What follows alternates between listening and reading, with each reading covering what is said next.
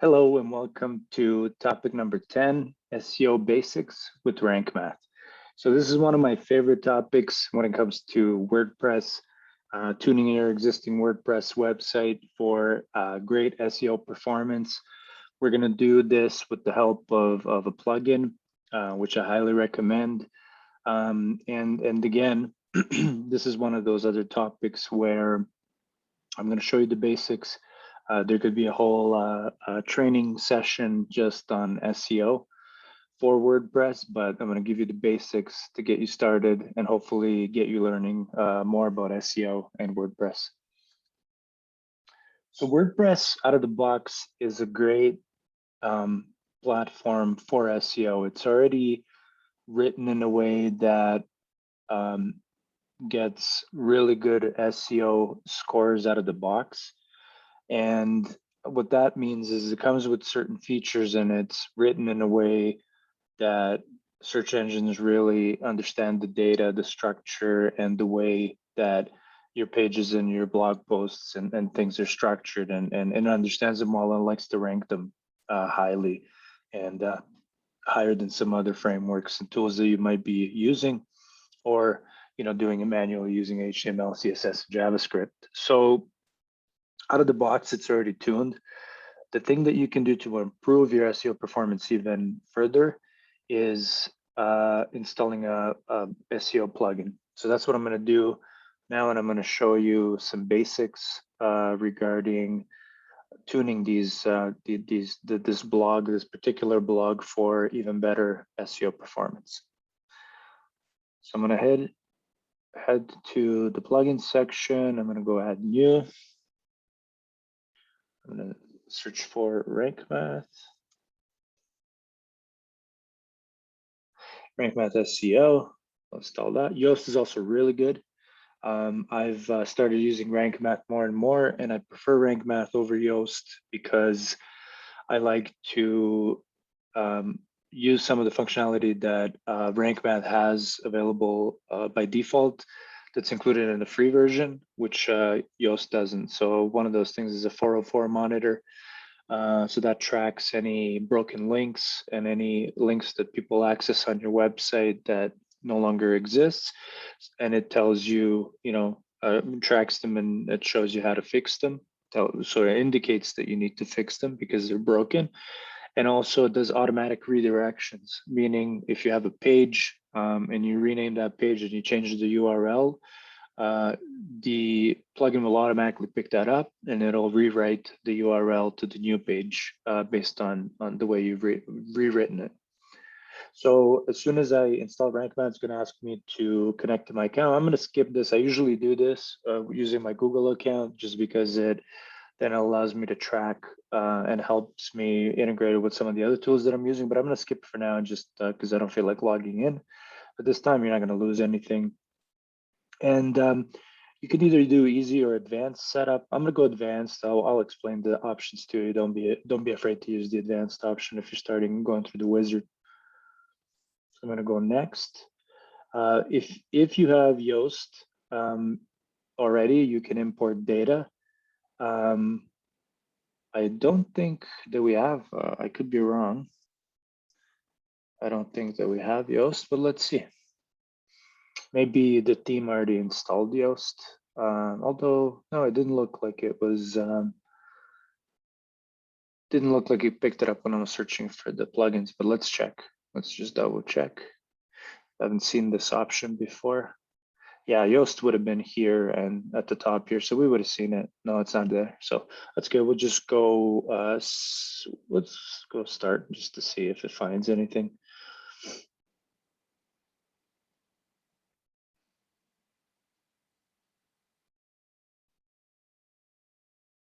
Yeah, interesting. I did find that there must be something in the theme or something to that it felt like it needs to import. So it's nothing's going to break. So you can do that if it picks it up for your site as well.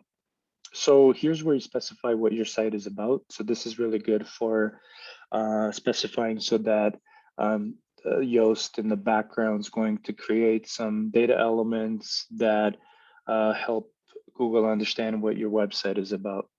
So we're going to say we have a small business website and it's an organization. You see some of the other options. This is all basically you can say local business, for example. Drill down even further in terms of what the business type is. Again, this isn't really going to do, we'll pick corporation. This isn't really going to do anything from a ranking perspective. This basically sets up what's called schemas behind your website. It's basically code that helps search engines understand better what your website is about. So fill out, every time you're doing these things, fill out as much information as possible, because then you'll have richer results when your results do get picked up by Google. So I'm going to fill out all of this stuff. I'm going to pick my social share image as well. This is your default social share. So if you share, for example, any pages or blog posts on social media, you know how you get that little card. This is basically a default. So if you forget to attach a featured image, for example, on your blog post or on your page, this will automatically get appended and attached. So say, yeah, and again, I'm not gonna hook up to my Google, but you do get some benefits of logging in with your RankMath, creating a RankMath account, and then logging in, which I recommended. So I do recommend doing it this way for the purposes of this module, just to kind of save on time. I'm not going to do that right now. So I'm just going to skip it. And here's the next step that's really important. So sitemaps. By default, WordPress does include a sitemap, although you don't have a lot of options in terms of modifying it. So what I recommend is turning on the RankMath sitemaps, which gives you a little bit more control over what shows up in your sitemap, and you can have a little bit more granularity about what's in the sitemap, and you can control it. With the default WordPress sitemaps, you can also modify them, but it's way harder. So I do recommend always use the RankMath sitemaps. It's actually going to replace your default WordPress sitemap for you. So you can include images, you can include all different types of products, pages, posts, everything that you have on your website. And you can also select, for example, product categories so that they get indexed as well, and they get added to the sitemap. They'll get indexed anyways, but you can control and have them in the sitemap as specific pages, which they do actually have. So I'm going to turn this on as well, and it doesn't hurt, especially if you're managing your categories and your product categories well, which I recommend that you do. So no index, empty category, and tag archives, it's good to leave on. So what that will do is if you have any tag definitions or categories defined for blog posts or blog posts, I should say, if they're blank and they don't have any data or they don't have any blog posts underneath them, it says it's not going to index them as well. You can also turn on no follow for external links, meaning if you do post a link, let's say to Google in your blog post, it automatically marks it as a no follow. Again, you can't turn that on. What that means is you're not going to pass on any SEO juice from your website over to that site that you're sending traffic to. In terms of like good SEO practices and kind of keeping it open and transparent, and I do recommend just leaving that off. It doesn't really hurt you to do a follow to somebody else's website. So also, what you can also turn on by default is any external links open in target blank, meaning they open in a new tab. Sometimes I forget to do this. It's good practice. Again, leave it on. And that's it for the simple setup. So what we're going to do next is we're going to go to advanced setup options. We'll go right there. You don't have to do this, but you can. So role manager. So role manager allows you to set capabilities about who can edit and view RankMath settings. So this would be useful, for example, if you had editors of content. So for example, you had somebody else who's writing content on the website, but you you just want to administer it and you want to have all access for administrators, but then editors maybe will have certain rights when it comes to rank math, and then authors will have less rights and contributors will have less, and so forth. So you can manage this more granularly. Since this is just for us, a small website, I'm just going to leave that off. But you can turn it on if it's a bigger project and you have more people collaborating on creating content and pages for this website. I'm gonna go save and continue. And this is what I was talking about in terms of having this as a free option in the free plugin. So 404 monitor redirections, I always turn that on. So 404 monitor, again, will monitor any missing pages or broken pages on your website. Really useful. And also automatic redirections. If you do delete a page or rename it, it'll automatically redirect it to another page.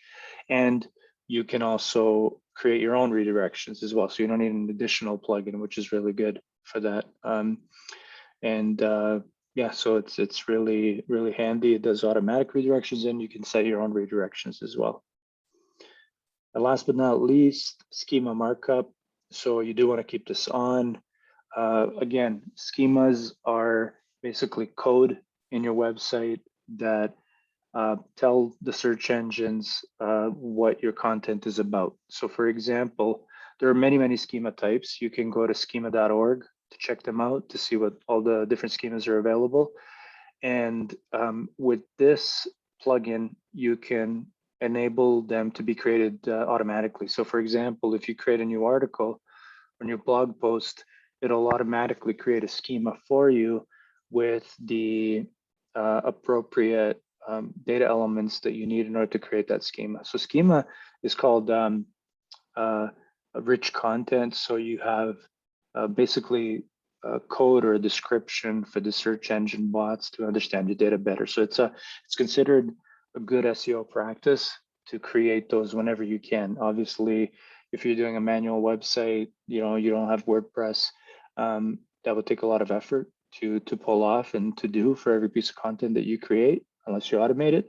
This does it automatically, so it's great. You can also, so the schema types the more schemas you have, the better. For example, you can have FAQ schemas, you can have article schemas, you can have product schemas, you name it. There's literally hundreds or maybe even thousands. This free version will give you only certain types that you can select. For example, for posts, you can specify, it'll create an article schema. For pages, it'll also create article. You can change. These are the ones that are available for free. For landing pages, we'll leave on. For products, you want to turn on product schemas as well. So this is really good for e-commerce. And for the example, this thing is also in Yoast as a premium feature. So again, there are a lot of benefits of using Rank Math over Yoast for that reason. You get a lot of this stuff for free, included in the free version. And you can, well, I'll show you what the premium version offers even more functionality around schemas, which is really good, but this is excellent for a free plugin that's going to do this. It's awesome. So once you finish these settings, this is all going to happen in the background and you don't have to worry about, setting this up again. There's some additional options that you can turn on here as well. You could do some research around it. It automatically picks up WooCommerce and creates some schemas, product schemas for our products, which is great. And again, once you install this plugin, you're going to see another option here in the left-hand menu around your dashboard. Setup wizard you can go through. Again, you can import, export settings across websites and so forth. This is where your 404 monitor is and redirections. You can also hook up analytics. So if you're using Google Analytics, for example, you can you can connect and set up tracking without using another plugin just for this. So some of the other settings that are available are going to be here. I'm not going to go through all of them. They tend to get somewhat, I would say, complicated if you don't know SEO yet. So I would, recommend that if you're interested in learning more about SEO, to spend the time to learn some fundamentals, and then these options are going to mean a lot more to you. If you installed this plugin and you went through the setup wizard like I did, and you enable all those settings, your website would perform a lot better than it did before you installed this plugin. So you could say, your job is done after that. But obviously you can tune it more for even better performance if you're familiar with SEO and you want to customize it a little bit more as well. Another thing here is, again, there are additional options that are available here that we didn't go through and set. Breadcrumbs is a good one as well to enable. So if you're a builder, so for example, Elementor does support inserting breadcrumbs. So that's the kind of like the link structure on your pages. That also creates a schema in the background as well, describing your page. And this can also benefit you from an SEO perspective. So leave it on for sure. There's some additional tools here. So you can link, like I said, insert your verification codes here in order to verify all of these different services as well. Yeah, I'm going to leave all this off. You can edit the robots file in terms of disallowing certain pages from being visible by bots, for example. You can edit your HT access. I don't recommend this if you're new, to rewrite URLs and so forth. There's some additional settings for WooCommerce. Again, I recommend just leaving the default settings as is. Again, your 404 monitor, which you can access through here as well, or which you can access through here is you can set it up here, change how much logging is taking place and that kind of stuff. And here's the redirections. Here you set them up. Here's some additional settings regarding redirections. And last but not least, analytics. So you can see without leaving WordPress, you can see, for example, your metrics, how many visitors you're getting, that kind of stuff. So super powerful, great plugin. I highly recommend it. Another thing you want to look at here is the titles in meta. So what you can do here is, again, you can, based on different content types, posts, pages, attachments and stuff, you could set whether or not you want to index them, meaning you want bots to be able to discover them or not. And you can also set some additional settings as well here, like your default. For example, when you create a page, what's the default page title going to look like? I'm going to go into this a little bit more detail, but essentially, these are all the defaults. So every time you're creating new content, these are going to be applied by default. You can also always overwrite them in the actual content, which I'm going to show you how to do next. So I'm not going to go through all of these.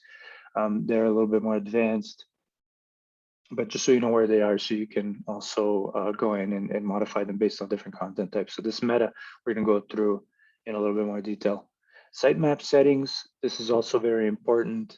Again, your sitemap is going to be generated automatically. So every time you delete content or add new content, add a page, remove a page, add a product, remove a product, they'll automatically be added to the sitemap, which is huge. So you can, that's one of the other benefits of WordPress. It does that automatically, and search engines love the updated sitemap that gets updated automatically with fresh information like modified dates and so forth. So this is your sitemap index that gets created by RankMath, and it has all of your post pages, for example. So I'll click on the pages. You can see all of the pages that we have on the website.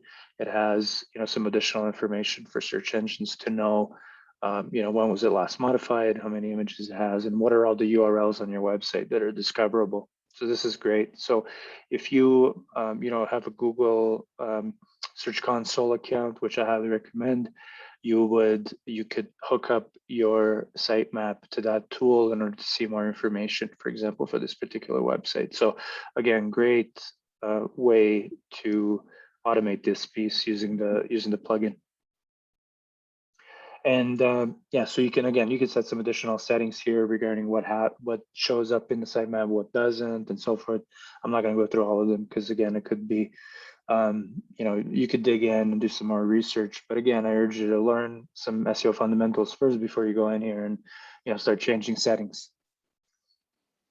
So one of the main benefits of having an SEO plugin is that it'll guide you towards creating better content and better site structure out of the box, or based on best practices, I should say. So when you can do all this stuff manually, you don't need an SEO plugin, obviously, but it really helps you, and it makes the job easier. Another thing I want to mention is all of the stuff we're talking about now is what's called on-page SEO or technical SEO, where you're fixing things on the website in order for it to show up to be more crawlable or to be easier for search engines to understand.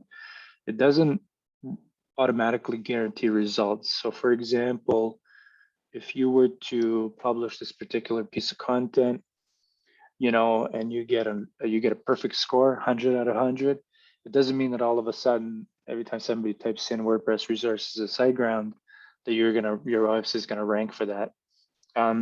That's called off-page SEO. There's other factors that factor into, when this content would show up on Google.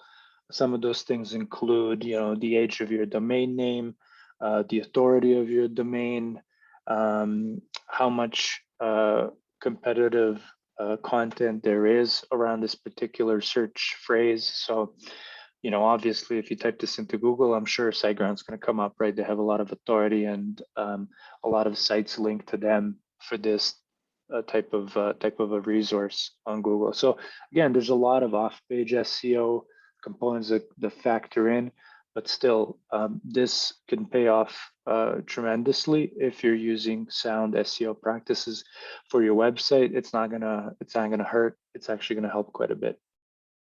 So what happens when I have an SEO plugin? Before I had an SEO plugin, I didn't have this option here. And so I'm going to show you quickly. Here we have a blog post. And this blog post is WordPress resources SiteGround. And I have this little option here now. Here it tells me my SEO score. So right now I have 14 out of 100 for the SEO score for this particular piece of content. What you want to do, and what this helps you, this plugin helps you do, in addition to all of the settings that we applied earlier, is you can really hone in on improving your website for even better SEO performance, again, on-page SEO performance. And the way it does that is by providing, what's called a focus keyword. So I'm going to type in WordPress resources at SiteGround, just to give you an idea. I press enter, and all of a sudden, see, since I have a focus keyword, it's going to improve my score, my SEO score. And it's also going to recommend things that I should do in order to improve this SEO score further. So you can spend a lot of time on this. So for example, we'll do a few, and then we'll save and see what happens in terms of this improving. But again, this could be a whole course on tuning your website for better technical SEO in terms of improving this for your pages and for your website overall.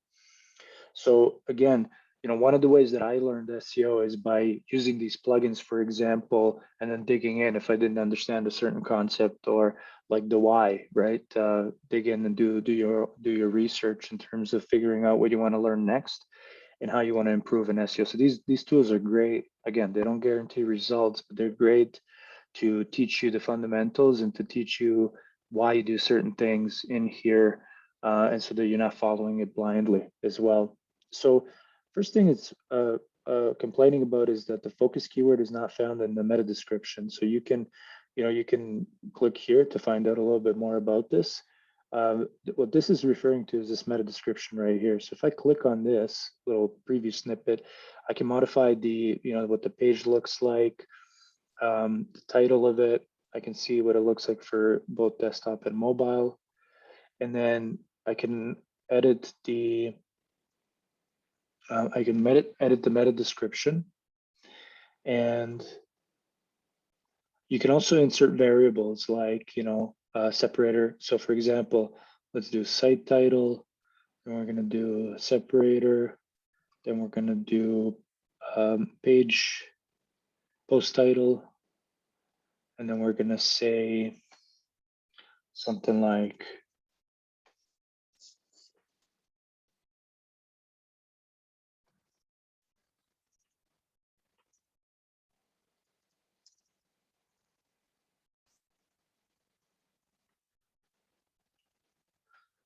so I don't recommend, spamming the meta or the permalink or the title with the keywords that you're trying to target. I'm just doing this to show some of the capabilities. I'm gonna remove this just it kind of looks wacky, but here you can, it'll also tell you how long. So, if it's too short or too long, it'll warn you here. So you do want it to have it at a particular length so that it shows up nicely. For example, our title is probably on the longer side. So if you show it, so on the desktop search results on Google, this is what it'll look like. And then on the mobile, it'll get cut off slightly. So you see Clio websites that show up, but this is what it would look like if it showed up on Google for that particular search term. So it gives you an indication of what needs to be tuned, if it's too long, too short, and so forth. So, so this is good. I'll just go into social as well. Because we have a featured image, that's going to show up in the social share section here. And you can modify that. You can change the picture. You can add an image. I'm going to leave it, and I'm gonna leave the defaults here because this looks good. This is the social preview that I would get on Facebook and on Twitter, for example. This is what it would look like if I shared it. So that looks good. I'm gonna close out of this and see now I got a green low check mark, and I got 60 out of 100 instead of 50 out of 100. Some of these are not gonna be ranking factors for Google, so they're not as important as others. Like the meta description, this actually doesn't impact SEO at all, but it does impact the click-through rate for example, if somebody saw this on Google, it's better to have a meta description so that they know what this is about. They're more likely to click on it. So there's a series of different recommendations. For example, one of the big ones is focus keyword doesn't appear in the content. So if this content is truly about this, why doesn't it talk about this, right? So, again, you don't want to spam it. This will actually warn you even if you use this keyword too many times.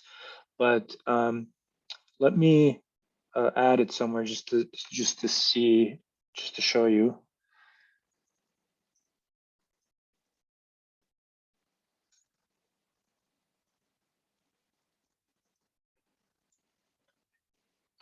Just to show you that this will improve even further, right? Now it found it.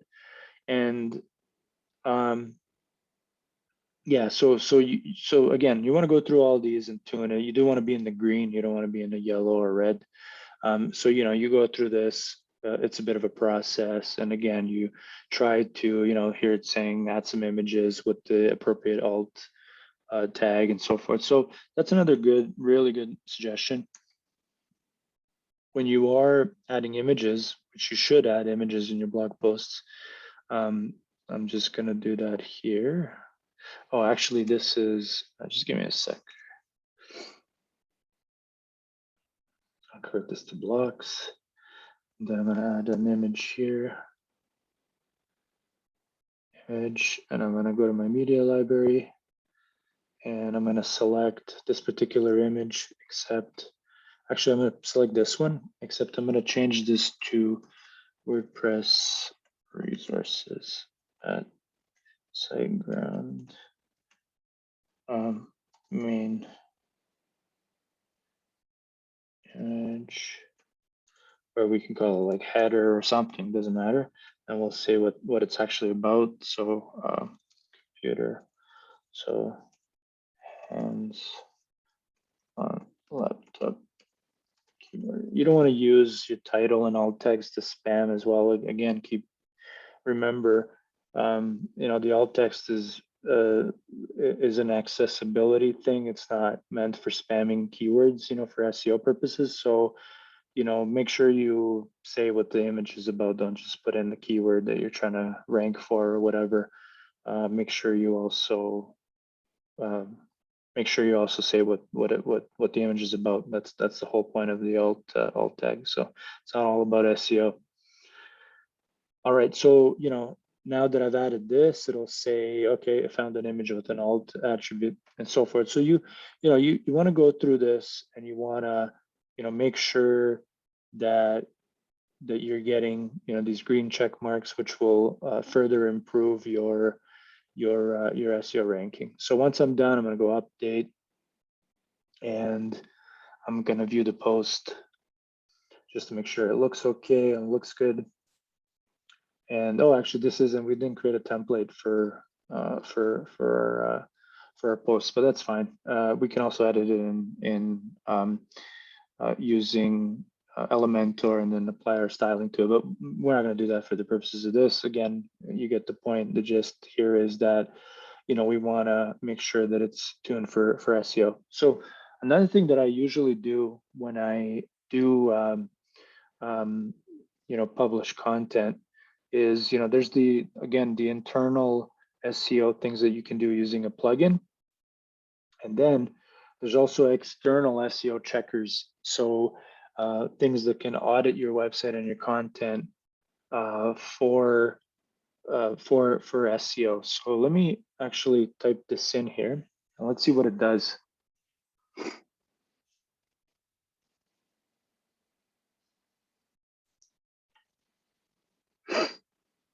So, this is an external tool that has nothing to do with WordPress, but it's a great resource, for example, to, run an audit on a particular page, and it'll give you a score as well. So see, we have some work to do here.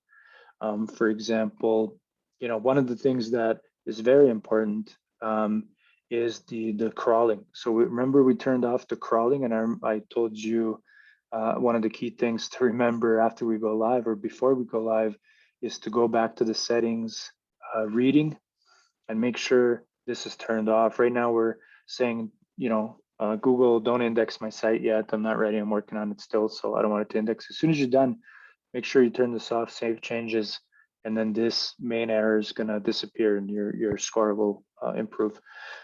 There are going to be a number of other things here that we can enable. We can try to reduce JavaScript files, for example, and things like that. Again, you can go through all of this, and you can see if there's a file icon we don't have. We're using the default WordPress one. We could change that. There's a lot of things here that it'll recommend, and again, you can go through and make changes to them using either your SEO plugin that we were using before, Rank Math, or sometimes you have to do some more wider changes that impact your whole website. So basically, use the SEO plugin in order to learn more about SEO and improve your knowledge. And SEO is really exciting, and it's a really popular topic that you would benefit from learning. And I encourage you to kind of take a look at it and learn more about it for sure, because it's very beneficial for web developers to know at least the basics. So that's about it, and that's for the basics that I wanted to cover in this module. So let's just recap and make sure we didn't miss anything important. So for this topic 10, the key takeaways are, installing and setting up Rank Math. Again, you can use Yoast as well, but Rank Math does offer some additional benefits that Yoast doesn't. Again, let the plugin guide you in creating content. So this applies to both the pages and the blog posts that you're creating. Make sure that you're following that guidance, and make sure you're following the recommendations that the plugin is making in order to improve your SEO. And a small disclaimer again, I already mentioned this, but SEO plugins are great for on-page and technical SEO of your website, although there's a whole other area which is called off-page SEO. it's equally, if not even more important. So again, that's a topic for another day, but something to consider. Just by implementing some of these things I showed today, doesn't guarantee that your content's automatically going to start ranking. So keep that in mind. But it is a really worthwhile effort, and I highly encourage you to learn the basics. And that's it for this module. And we'll see you in a little bit, and we'll talk about performance tuning next.